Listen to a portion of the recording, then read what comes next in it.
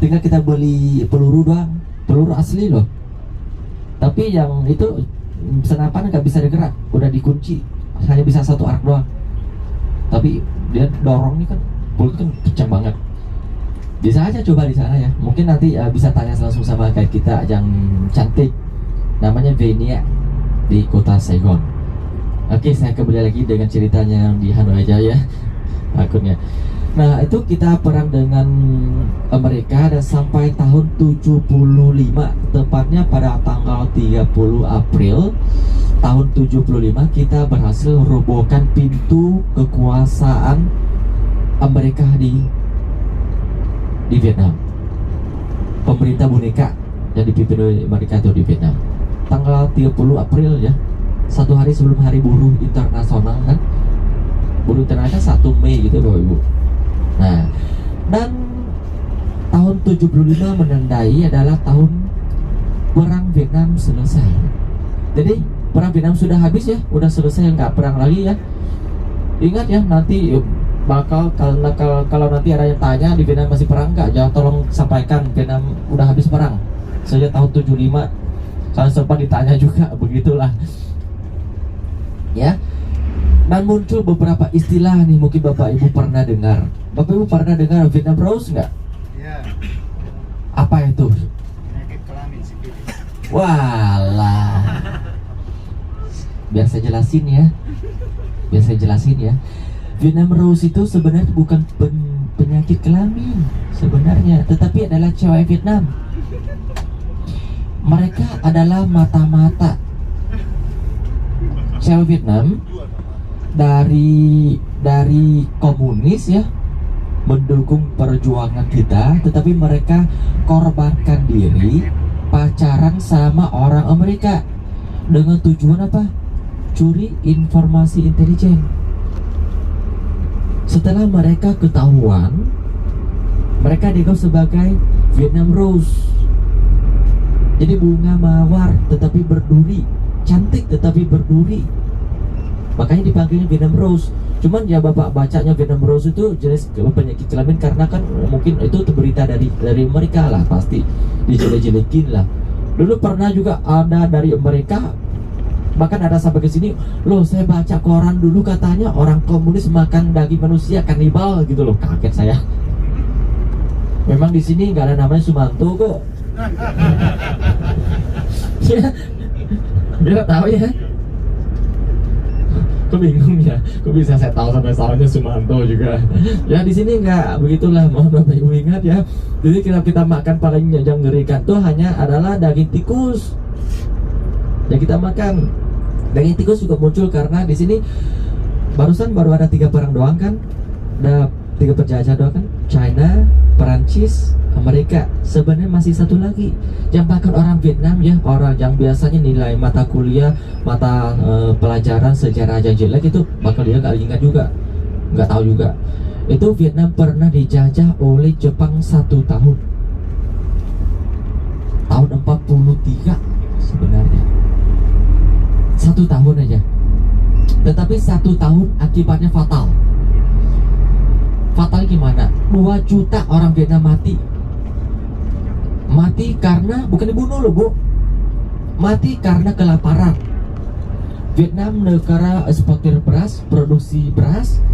Semua beras Vietnam diambil oleh tentara Jepang, bawa semua ke China karena pasukan utamanya Jepangnya di China untuk mengabdi perjuangan dan perang mereka di China. Bawa semua, sampai orang Vietnam pun kalau berani ambil beras ya dari gudang ya bakal ditembak loh, ditembak loh. Orang Jepang kan tahu lah sendiri bagaimana. Sehingga orang Vietnam kelaparan. Kita harus makannya apa? Akar pohon, kulit pohon, daun, ya ubi-ubian, biji gitu lah, jalar gitu lah, semua. Dan saat itu muncul yang paling enak apa? Tikus yang bisa masuk ke gudang beras, makannya kenyang-kenyang, bawa kabur keluar, ditangkap sama orang, dimakan.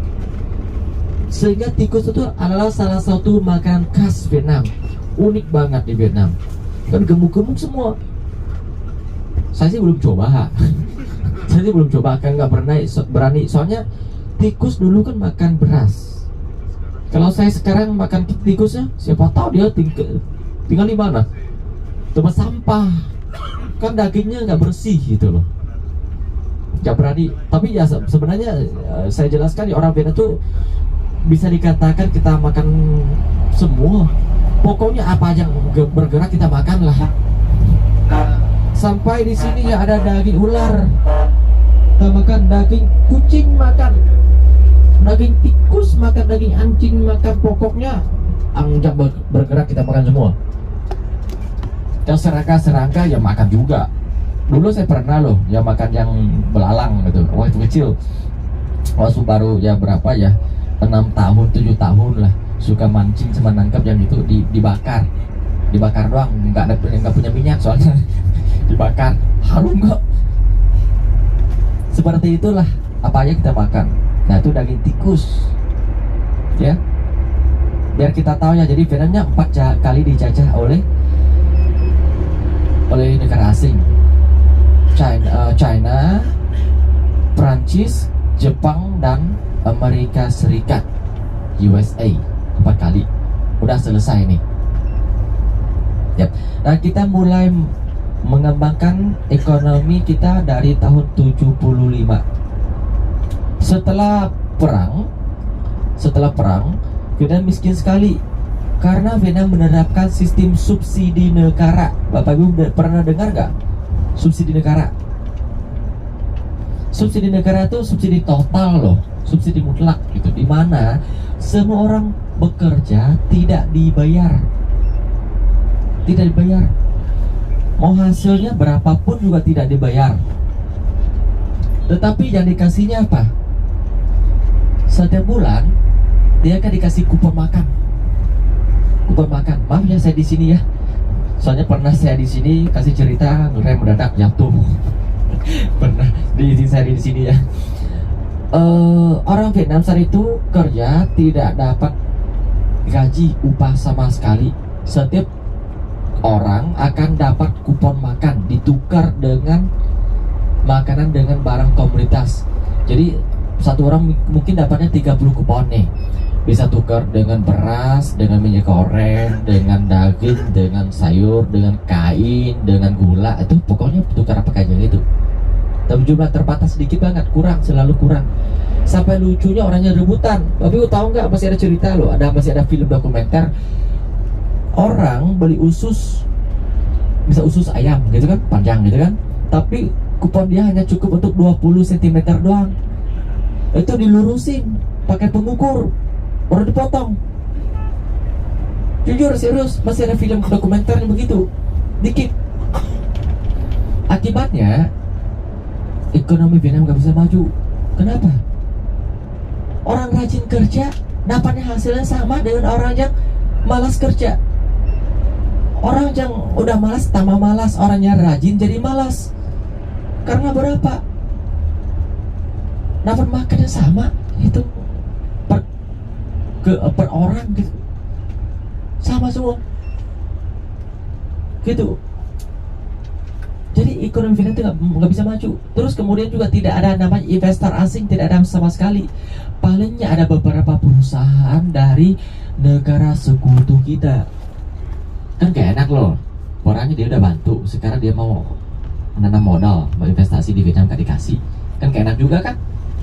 Ya udah, oke, masuk aja. Tapi dari mana? Dari negara-negara sosialis yang sekutu Vietnam aja, kayak Uni Soviet. Udah kasih banyak senjata, sekarang mau buka usaha aja gak bisa kan? Gak boleh begitu. Akhirnya buka untuk Uni Soviet, untuk China yang masuk. Tapi yang mereka juga namanya negaranya habis perang dunia kedua kan, perang dingin ya. Dan terus Uni Soviet kan pecah, juga miskin gitu kan, jadi tanamnya gak bisa banyak, seperti itu. Kemudian negara-negara lain lah yang sekutu Vietnam juga lah, kita dagang juga dengan mereka, kayak Kuba atau Brasil.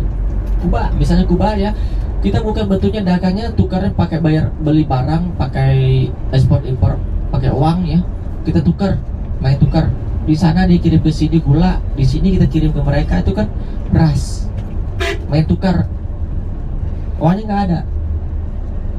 Sistem subsidi negara ini berlangsung selama 6 tahun, dari tahun 75 sampai tahun 81. Syukurlah saya lahirnya 82, gak kena. Syukur. Dan habis masa itu juga terjadi satu insiden, yaitu orang yang punya uang, punya harta benda, kayak punya rumah, ditangkap semua. Walaupun itu punya warisan dari orang tua nenek moyang, tetap dianggap sebagai pemilik harta benda, dan dianggap sebagai kubu dari kapitalis. Ditangkap, disita semuanya, bahkan orang dibunuh.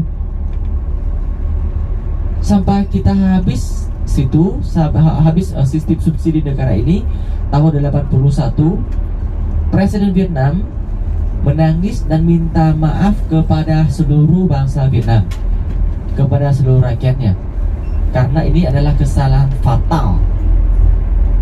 Dia kan secara sah lah, dia punya harta benda kan, itu rumahnya dikasih orang tua saya, masa disita juga?